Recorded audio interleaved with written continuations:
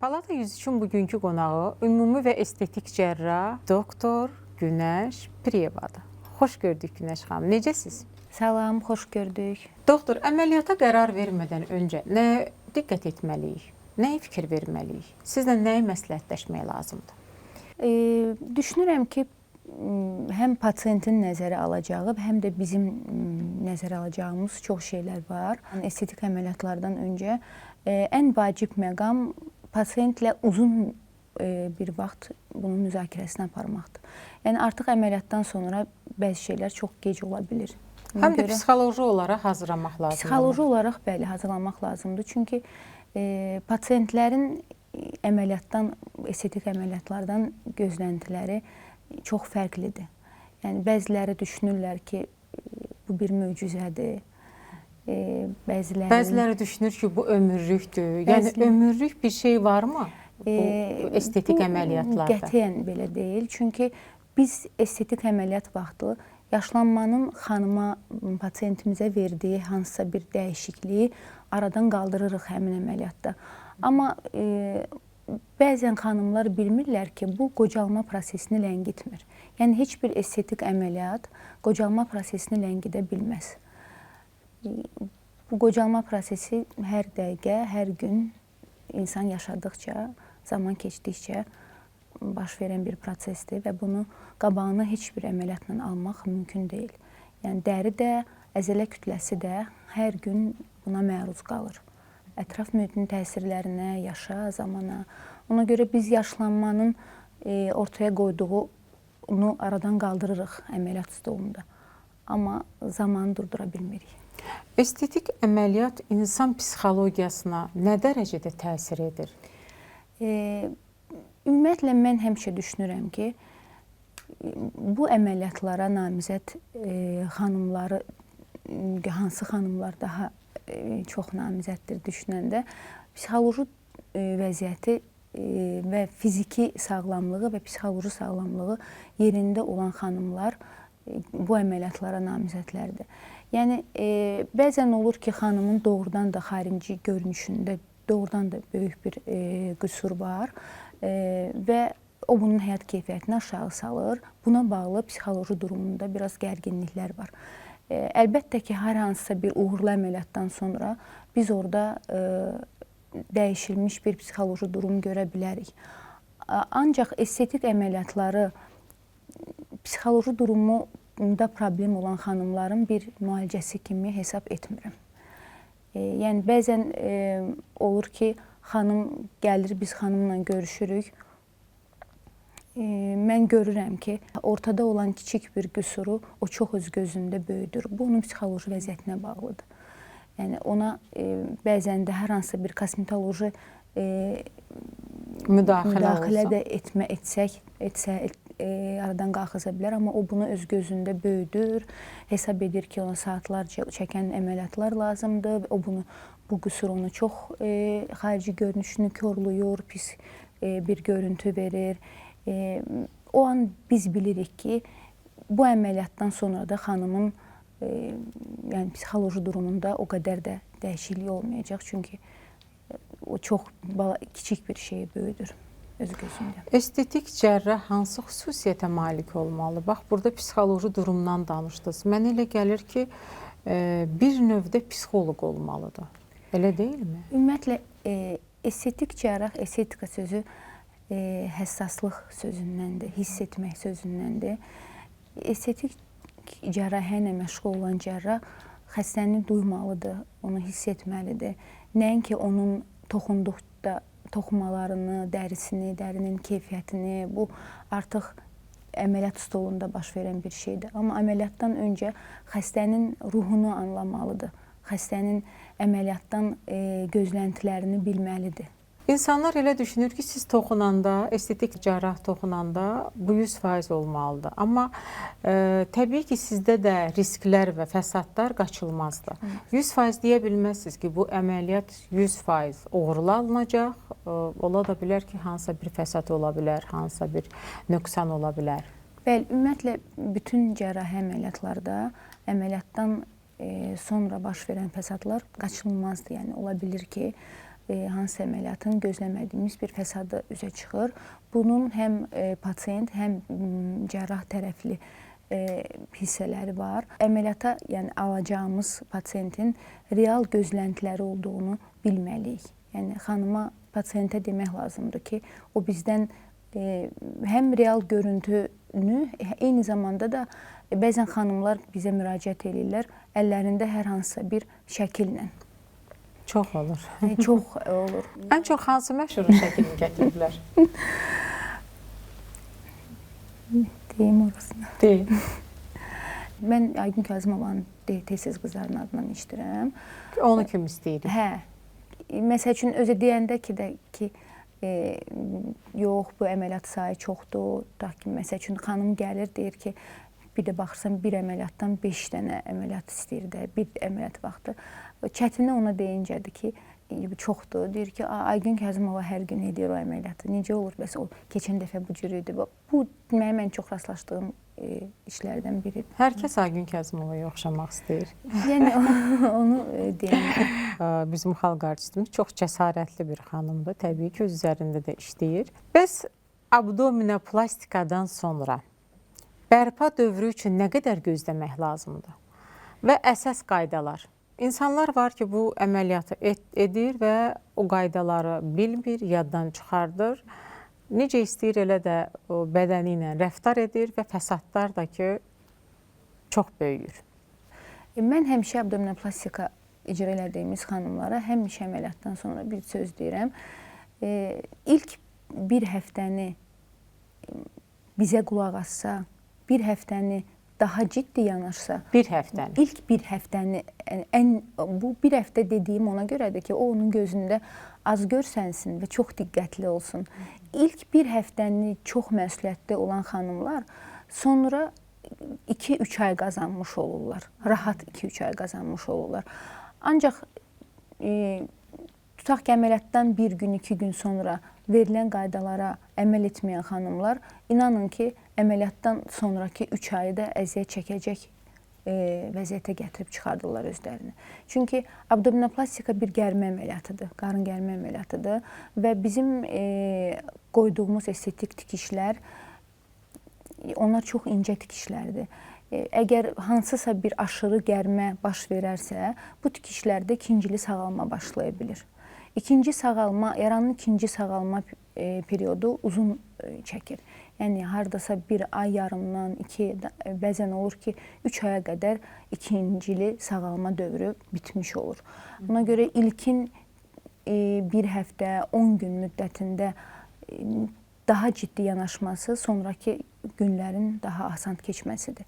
Ancaq bu 10 gün, ilkin 10 gün bizim məsləhət gördüyümüz pasiyent ev şəraitində olsun, ambulator müalicəsi düzgün getsin, odur. Ancaq təbii ki, abdominoplastika əməliyyatından sonra taxılan korsetlər 2 ay yarım boyunca xanımla yəni bir yerdə olmalıdır.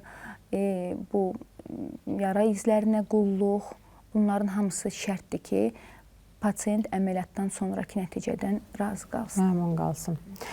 Doktor, bir şey soruşmaq istəyərdim. Məsəl üçün, qadınlar var ki, 2-3 dəfə hamiləlik keçirir. Təbii ki, o qarın divarlarında, dəridə sallanmalar olur, dəridə boşluq olur, əzələ boşluqları olur. Bunlar üz tuturlar abdominoplastikaya. Mən düşünürəm ki, siz bunun düzgün izahını verəcəksiniz. Çünki insanlar var ki, ana olandan 6 ay sonra bədən formalaşmamış əməliyyata gedirlər. Yəni, bu nə dərəcədə düzgündür? Mən hesab edirəm ki, abdominoplastika əməliyyatı, əgər doğrudan da gərək varsa, bir cərrah kimi də, bir xanım kimi də bu əməliyyatı icra etməyi də, icra etdirməyi də məsləhət həmişə görürəm. Niyə? Çünki 2 və daha artıq doğum etmiş xanımların ön qarın divarında həm dəridə, həm də əzələdə çox ciddi dəyişikliklər baş verir. Boşalmalar baş verir. Qarın ön divarı, həm dəri sallanmaları, eyni zamanda yırtıqlar olur. Ön qarın divarında, əzələ qatında yırtıqlar olur və bu həm görüntü olaraq xanımları narahat edən bir görüntü verir. Eyni zamanda da sağlamlığa bağlıq, o həmən xanımların, yəni qarnın ön divarında yırtıqları olan xanımların əyiləndə, qaldıranda, ağır qaldıranda, ən çox da doğumdan sonra onlarda ağrılar baş verir, mədə bağırsaq problemləri yaranır. Ona görə bu əməliyyatı etdirmələri bir növ şərt halına gəlib çıxır. Mən yəni bircə onu deyə bilərəm ki, doğum etmiş xanımlar ən azı 6 ay tamam olmamış əməliyyatı icra etməsinlər və doğum vaxtı hərdən bəzən icra etdirən xanımlar olur. Bəli. O da çox problemli bir haldır. Çox problemli bir haldır, çox problemli bir mövzudur. Burada yəni əməliyyatın nəticəsi çox böyük əksər hallarda xanımları qane etmir. Çünki mən həmişə deyirəm, bu əməliyyatlar nə qədər çox çəki itirsə xanım, o qədər gözəl nəticə vermiş olur. Yəni dəri əməliyyat stolunda bir cərrah üçün gərmiyə daha çox yatır. Əgər xanım çəki itiribsə çox, aldığı çəkinin, çünki biz bilirik ki, hamiləlik vaxtı xanımlar aldıqları çəki normal çəkiləri deyil. Yəni hamiləlikdən bitdikdən bir neçə ay sonra, süd vermə periodu bitəndən sonra onlar kəskin çəkilərini itirirlər və əməliyyatları həmin vaxtlara salmaqlarını məsləhət görürəm. Bəzən insanlar deyir ki, mən bu ay çox yeyim, onsuz da gedəcəm liposaksiyaya. Yəni bu liposaksiya arıqlamaq üçündürmü? Liposaksiya əməliyyatı arıqlamaq üçün olan əməliyyat deyil. Ümumiyyətlə bu biz də onu çox eşidirik. Doktor onsuz da əməliyyata gələcək deyə yeməyimə fikir vermədim. Amma bu yanlış bir fikirdir. Biz liposaksiyayla bölgəsəl olaraq arıqlatması xanımın mümkün olmayan və yaxud da form olaraq bədənin quruluşunu pozan, görüntünü pozan yağları almaqda istifadə edilir. Yəni bədən şəkilləndirmək. Bədəni şəkilləndirmək üçün, belin incəldilməsi üçün, bəzən olur ki, xanım öz boyuna, çəkisinə uyğun, çəkisi öz boyuna uyğundur. Yəni heç bir artıq çəkisi yoxdur tərəzidə. Ancaq o özü bilir ki, hansı nahiyələrində onun formasını dəyişən yağlar var. Liposaksiyada bunları kənarlaşdırırıq. Amma liposaksiyadan arıqlamaq üçün istifadə edək düşüncəsi yanlış təbii ki. Son zamanlar üzləşdiyimiz bir problem var, dolğu.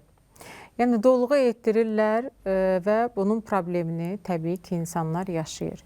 Siz necə düşünürsünüz? Bir həkim kimi nə məsləhət görərsiniz? İnsanın öz yağından götürmək daha sağlamdır, yoxsa digər bu hansı ki fəsadları daha çox böyüyən, insanların başına bəla olan, problem olan bu dolğular?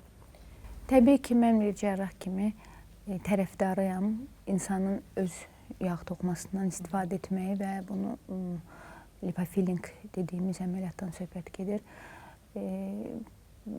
Demək olar ki, bu əməliyyatlarda ağırlaşmalarla rastlaşmırıq. Nəinki bəzən də istifadə olunur günümüzdə mənşəyə məlum olmayan dolğu preparatları. Yəni bunlardan qaçılmaqdan ötürü xanımlarımıza mən həmişə məsləhət görürəm. Hər hansısa bir nahiyədə öz yağlarından istifadə etmək, yəni fəsadsız əməliyyat kimi qiymətləndirirəm. Doktor, bəzi zamanlar qadınlar sinə dikləşdirməyə gedirlər və 2 ildən sonra bir də üz tutur ki, mənim artıq sinəmdə sallanma baş verdi, forması dəyişdi. Bu nə ilə əlaqədardır? Yəni bu 2 il az deyilmi sizcə? Əgər çox tez bir müddətdə əməliyyat nəticəsi pozulubsa, demək ki, xanım bu müddət ərzində çəki nəzarətini düzgün aparmayıb. Çox çəki alıb və o çəkini də tez bir zamanda verib. Buna bağlı dəri və zərərlərdə olan boşalmalarla daha tez rastlaşırıq. Ümumiyyətlə, adını çəkdiyiniz əməliyyatlarda vaxtla, yaşla bağlı dəyişikliklər olur. Eyni vaxtda bir neçə əməliyyat sizcə nə dərəcədə düzgündür?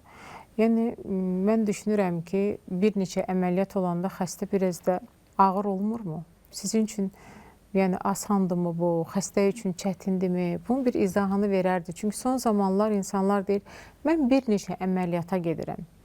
Bu təhlükəli deyilmi? Eyni vaxtda 2 və daha artıq əməliyyatlarda bir riskimiz pasient üçün var. Ümumiyyətlə belə əməliyyatlar, komple əməliyyatlar dediyimiz əməliyyatlar bəzən birləşir abdominoplastika,lar hansısa bir bölgəsəl liposuksiyalarla və yaxud sinə əməliyyatları ilə, hansısa bir üz əməliyyatlarla. Burada mütləq surətdə pasient risk qrupuna daxil olmamalıdır. Yəni risk qrup dedi nəyə nəzərdə tuturam? Xəstənin yaşını, xəstənin çəkisini, xəstənin vərdişlərini, eyni zamanda xəstənin hansı bir xroniki xəstəliyi varmı, yoxmu?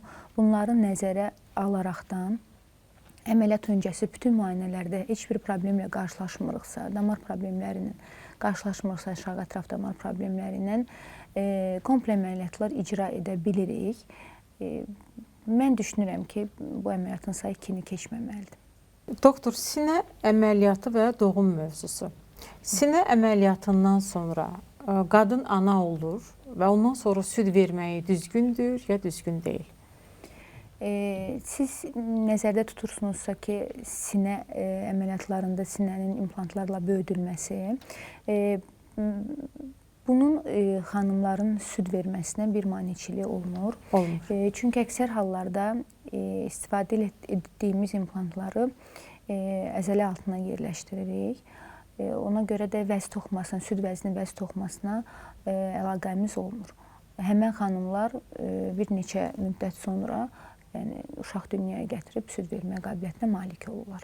Doktor, mən sizin bir əməliyyatınızda iştirak eləmişəm, bud gərmə. Möhtəşəm bir əməliyyat etmişdiniz və nəticəsini də görmüşdük. Hətta orada bir əməliyyat deyil idi, bir kiçik bir müdaxilə də var idi. Mən o xanımın aqibətini soruşmaq istəyərdim ki, o kəsiklərdə kilo əmələ gəldimi, gəlmədimi? Çünki çox narahat idi. Bəli, bir yerdə olmuşduq əməliyyatda. Həmən xanımda keloid toxuması çapığı əmələ gəlməmişdi. Ancaq bu o demək deyil ki, gərmə əməliyyatlarında hipertrofik çapıqdan, keloid çapıqlardan sığortalanırıq. Bildiyimizə görə bu dərinin başqa bir problemidir. Bəzən olur ki, qaçınılmazdır bu fəsad. Düzdür, əlimizdən gələni edirik ki, rastlaşmayaq, istifadə elədiyimiz haplarda, əməliyyatdan sonra gərginliyi aradan qaldırmaqla qoyduğumuz estetik tikişlərə görə ki, keloid çapıqla rastlaşmayaq. Ancaq yenə də bu fəsad baş verə bilir. Bu gərmə əməliyyatı da belə bir əməliyyatdır ki, həmən əməliyyatdan sonra nəticə daha çox pasiyentin öz üzərinə düşür. Estetik cərrahiyyədə ən ağrılı əməliyyat hansıdır? Böyük həcmli abdominoplastika əməliyyatları, bəzən kombinə olarsa, liposuksiyadan istifadə olunarsa, ağrılı əməliyyatlardandır. Məsəl üçün, sizin indi adını çəkdiyiniz bud gərmə əməliyyatı əməliyyatdan sonra reabilitasiya dövrü çətin olan əməliyyatlardandır. Çünki biz orada mütəmadi olaraq xəstədən gərginlik verməməsini, ağrı qaldırmamasını, düzgün hərəkət etməsini xahiş edirik.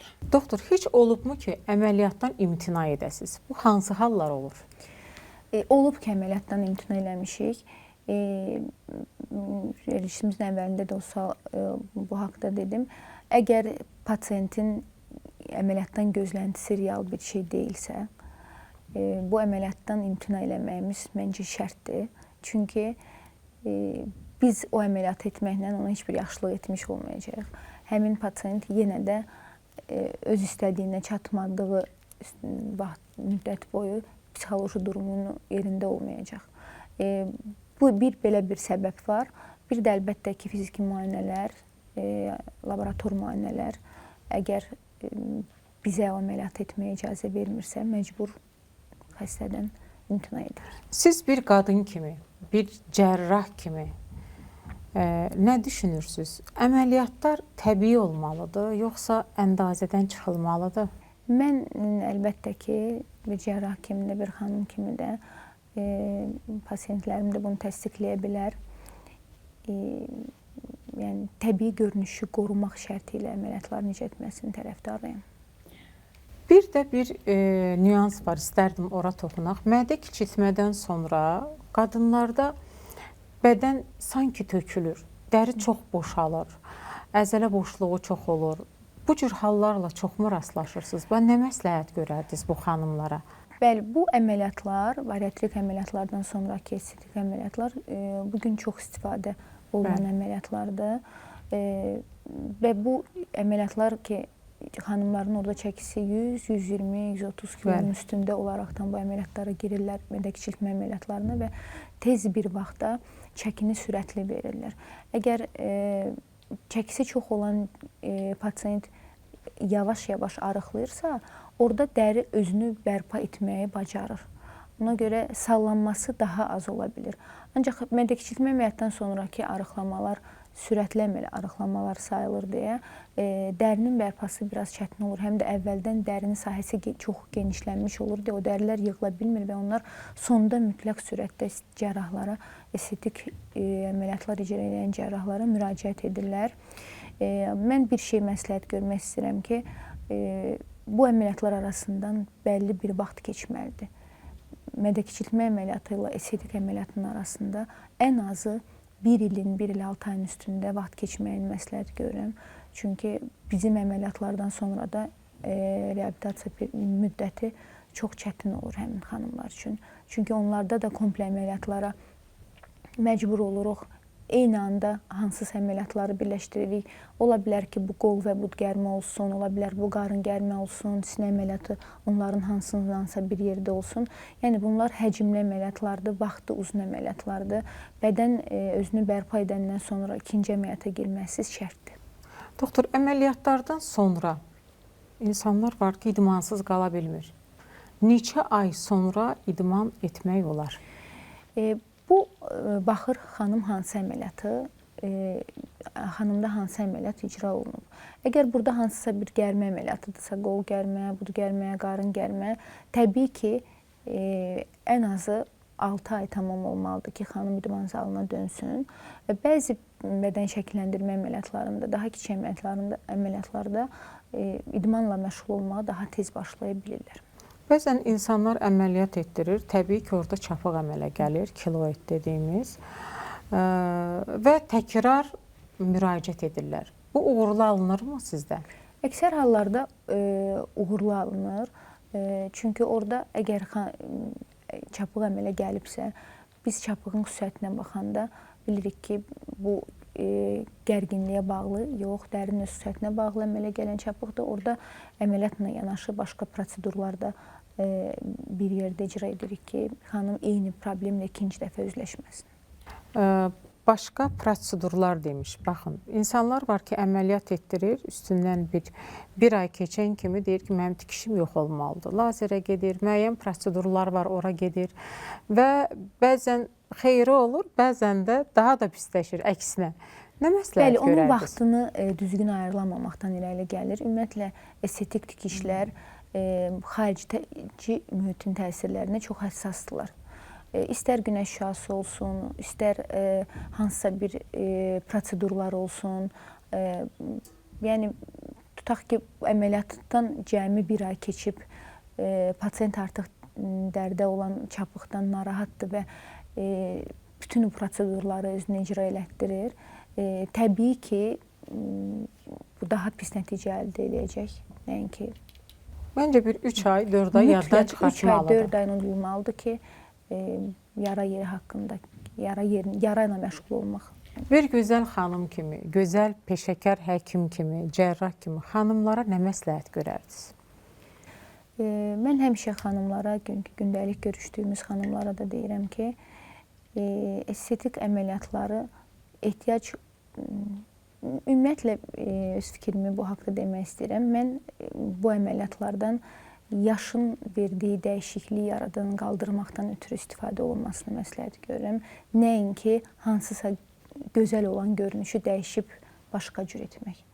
Yəni, tərəfdarı deyiləm ki, xanım, bizim xanımlarımızın hamısı çox gözəldir. Bəzən olur ki, çox cavan xanımdır, gəlir, Mənim üçün onun göstərdiyi çox problemsiz, gözəl bir layihədə onu dəyişmək istəyir. Yəni mən həmişə onlara deyirəm ki, tələsməyin. Vaxt gələcək, yaş ötəcək, doğrudan da əməliyyata ehtiyacı olacaq və mütləq siz də bu əməliyyatları elətdirəcəksiniz. Doktor, çox təşəkkür edirəm. Çox sağ olun, Çox var sağ olun, olun. mən də dəvətiniz üçün. Maarifləndirici bir veriliş oldu. Minnətdaram sizə. Mənim əzizlərim, gözəl xanımlarım, hər zaman peşəkarlara üst tutun. Hər zaman dəyərli olun, baxımlı olun. Əsas özünüzü sevin. Özünüzü sevin ki, siz də çox sevsinlər. Hələlik.